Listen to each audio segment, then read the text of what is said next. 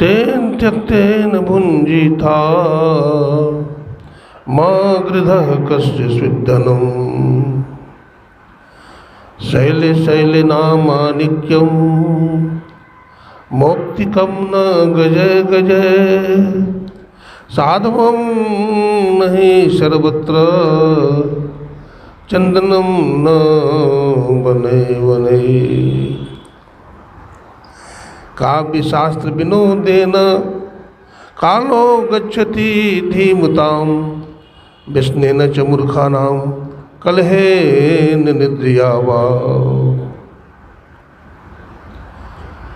मंदो गुरुपद कंज कृपा सिंधु नर रूप हरि महामोतम पुंज जासु वचन रवि कर निकर। अव्यक्त रूप में अनंत श्री विभूषित परमाराध्य गुरुदेव के त्रैलोक पावन पाद पद्मों में कोटि कोटि नमन। गुरुदेव के मस्तिष्क स्वरूप ब्रह्मलीन पूज्यपाद महर्षि संत सभी परमहंस जी महाराज, उनके हृदय स्वरूप पूज्यपाद ब्रह्मलीन महर्षि साई स्वामी जी महाराज तथा संत मत के वर्तमान आचार्य महर्षि आनंदन जी महाराज के चरणों में कोटि कोटि नमन, कोटि कोटि प्रणाम।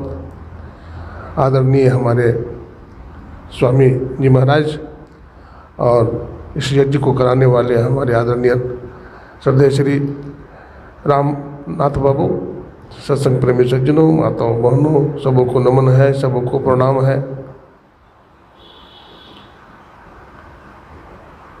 अभी आप लोगों ने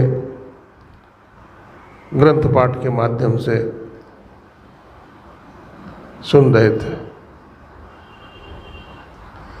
मोहमयी माता मर गई, बोधमय पुत्र का जन्म हुआ, अब संध्या कैसे करें। संध्या वंदना तब किया जाता है जब आवरण शेष रहते हैं। जिनको ब्रह्म का ज्ञान हो जाता है, ब्रह्मविद ब्रह्म है भवती, जो ब्रह्म को जान लेते हैं, ईश्वर को जान लेते हैं, वो ईश्वरी हो जाते हैं, ब्रह्मी हो जाते हैं, फिर उनको कुछ करना शेष नहीं रहता। एक ब्राह्मण देवता थे, वो संध्या वंदना नहीं करते थे, न गीता का पाठ करते थे, न रामचरितमानस पढ़ते थे, न कोई वेद वेदांग ही पढ़ते थे। तो ब्राह्मणी की सहेली बोलती थी, देखो तुम्हारा पति कैसा ब्राह्मण है, न वेद पढ़ता है, न गीता पढ़ता है, न उपनिषद पढ़ता है,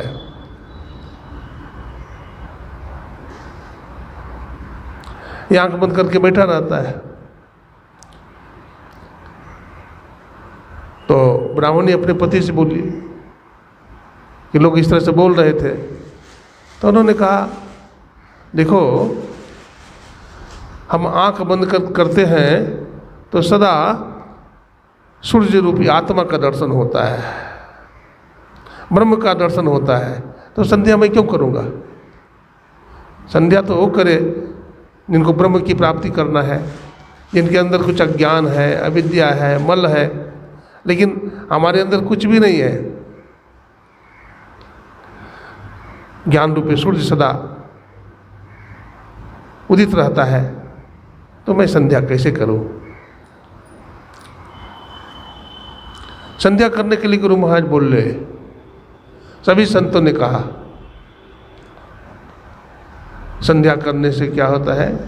हमारे गुरु महाराज ने कहा गंगा जमुना सरस्वती संगम पर संध्या करो नित भाई। गंगा जमुना सरस्वती के संगम पर क्या करो, संध्या करो।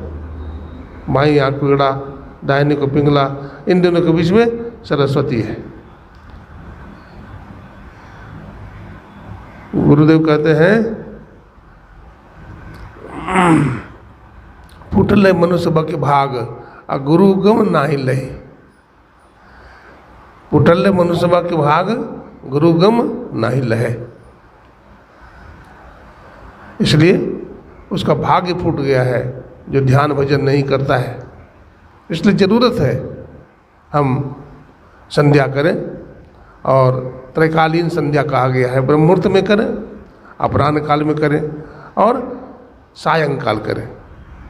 2 बार स्तुति विनती करें, प्रातःकाल स्तुति और सायंकालीन स्तुति। इतना गुरु महाराज करने के लिए कहे हैं। 5 पापों से अपने को बचाने के लिए बोले हैं, व्यभिचार, चोरी, नशा, हिंसा, झूठ। अगर इतना हम करते हैं तो ठीक आदमी है, अगर नहीं करते हैं तो हम ठीक आदमी नहीं हैं। हम लोग जो बैठ करके ध्यान करते हैं तो उसमें आदत बन जाता है, हमारे मन को आदत बन जाता है ध्यान करने का। और जैसे जैसे ध्यान में हम आगे बढ़ते हैं वैसे वैसे हमारा विकार दूर होते चला जाता है। जैसे मान लीजिए यहाँ से थोड़ी दूर पर मरकरी चल रही है, हाँ, मरकरी चल रही है, तो जैसे जैसे हम मरकरी के पास जाते हैं तो वैसे वैसे अंधकार हटता चला जाता है। ठीक उसी प्रकार से जो ज्ञान रूपी सूर्य है ना, जब वहाँ हम लोग पहुँच जाएंगे तो सारा अंधकार, सारा विद्या क्या होगा, दूर हो जाएगा। इसलिए धीरे धीरे धीरे धीरे अपने कदम को आगे बढ़ाना चाहिए। गुरु महाराज ने कहा, अद्भुत अंतर की डगरिया जहाँ पर चलकर प्रभु मिलते, और दाता सदगुरु धन्य धन्य जो राह लगा देते। कहते हैं अंतर की जो डगरिया है अद्भुत है। अद्भुत क्यों कहा? अद्भुत माने विलक्षण। अंदर का जो डगर है विलक्षण है। विलक्षण क्या है? आंख बंद करते हैं, किसी चीज को देखना होता है तो आंख खोल के देखते हैं ना। आपको देखना है, मकान को देखना है, किसी वस्तु को देखना है तो आंख खोल के देखते हैं।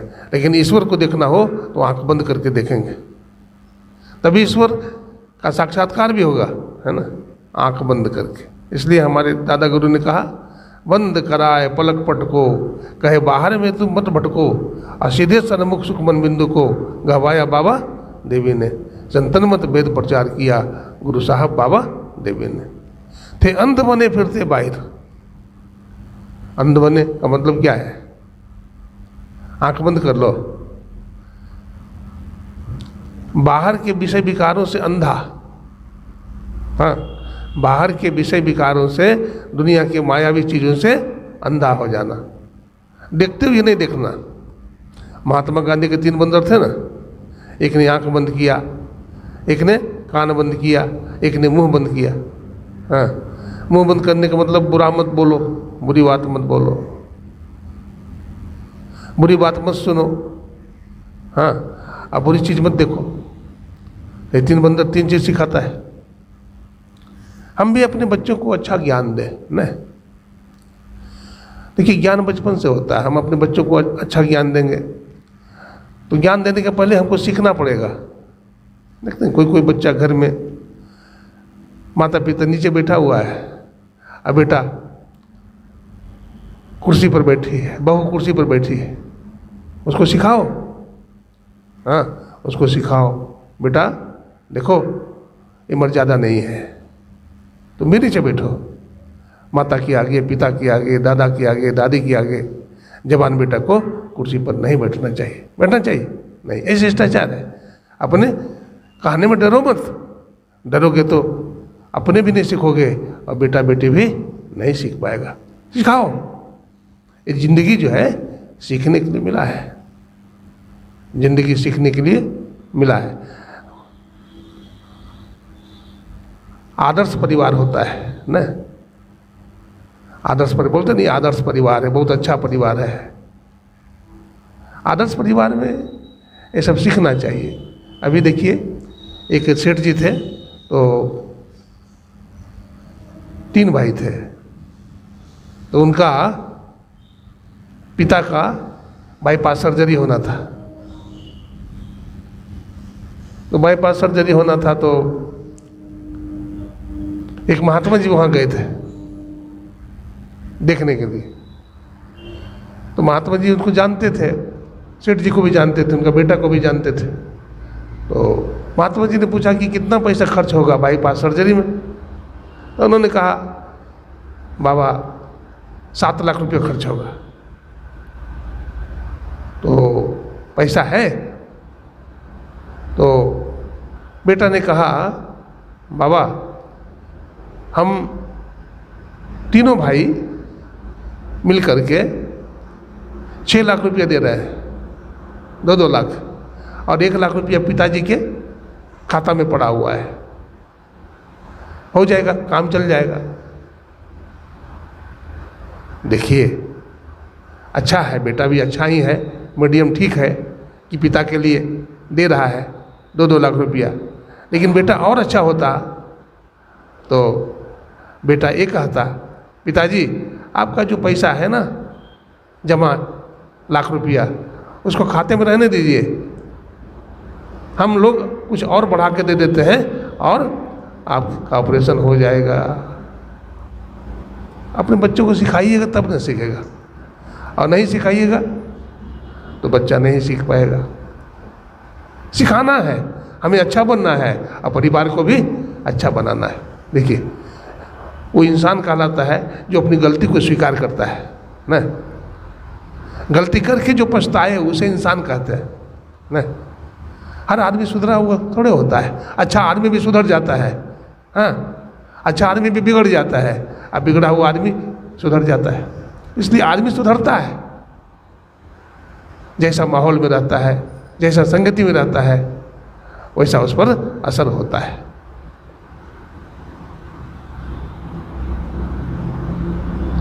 मैं बराबर कहते रहता हूँ, घर परिवार को स्वर्ग बनाओ।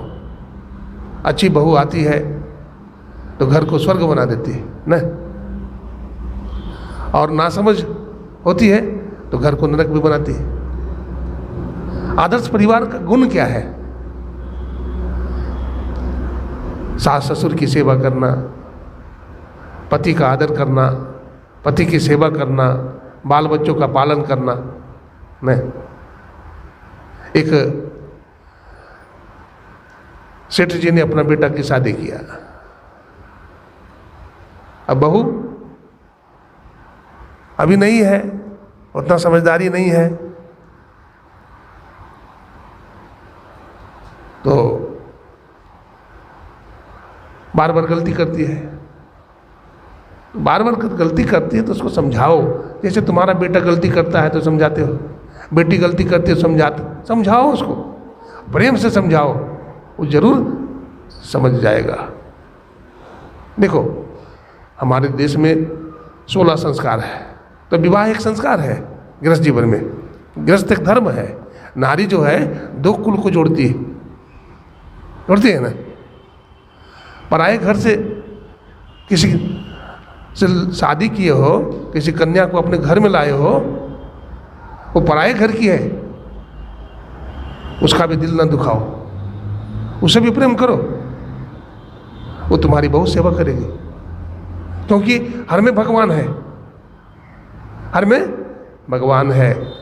थोड़ा प्रेम करके देखो, गलती को थोड़ा माफ करके देखो, वो खुद रास्ता पकड़ लेती है, तभी घर भी चलता है। नहीं तो घर नरक ही बन जाता है। जहाँ सुमति तहाँ संपत्ति नाना, जहाँ कुमति तहाँ विपत्ति निधाना। परिवार में जहाँ सुमति है तो वहाँ संपत्ति है, परिवार में जहाँ कुमति है तो दुख आ जाता है। एक सज्जन, कुंभ का मेला लगा हुआ था तो हरिद्वार गए हुए थे, पूरे परिवार, माँ बाप, बेटा बहू पोता सब। जब वहाँ पहुँचे तो गंगा जी गए, हरकी पड़ी, वहाँ स्नान किया। तो देखिए बहू कितनी अच्छी बढ़िया है कि सबसे पहले अपने सास ससुर को स्नान करवाया, फिर पतिदेव को स्नान करवाया, फिर बच्चों को स्नान करवाया, अब फिर खुद स्नान करती। जब स्नान किया हुआ हो गया, बगल में एक महात्मा जी बैठे हुए हैं, वो देख रहे हैं सब। वो बहू क्या करती है, अपना पतिदेव, अपना सास ससुर का कपड़ा आसमान में फेंकती है। एक देवता लोग लेते हैं उस कपड़ा को बढ़िया से सुखा करके, तह लगा करके, उस बहू के हाथ में देती है। महात्मा ने देखा, बड़ा आश्चर्य हुआ। महात्मा ने कहा, बेटी तू कौन सी तपस्या की है? मैंने अपने नज़र से देखा, तूने अपने सास ससुर, अपने पतिदेव, अपने बेटा बेटी का कपड़ा आसमान में फेंका और एक देवता ने सुखा करके तह लगा करके तुम्हें दे रहा है, तूने कौन सी तपस्या की है? तो बहू बोलती है, बाबा हमने कोई तपस्या नहीं किया है, हमने केवल अपने सास ससुर, अपने पति की सेवा किया है। इसी का फल है कि देवी देवता भी हमारे कपड़े को सुखा करके देते हैं ना। देवी देवता भी सास हैं तो उनका चरण दबाओ। अच्छा, पति हैं तो उनकी सेवा करो, उनके चरण दबा करके सो। पतिव्रता माताएं हैं जो होती थी, देखिए ना, रुक्मिणी जी थी तो भगवान श्री कृष्ण का चरण दबा करके सोती थी। मैया जानकी भगवान श्री राम का चरण चाप करके तब सोती थी।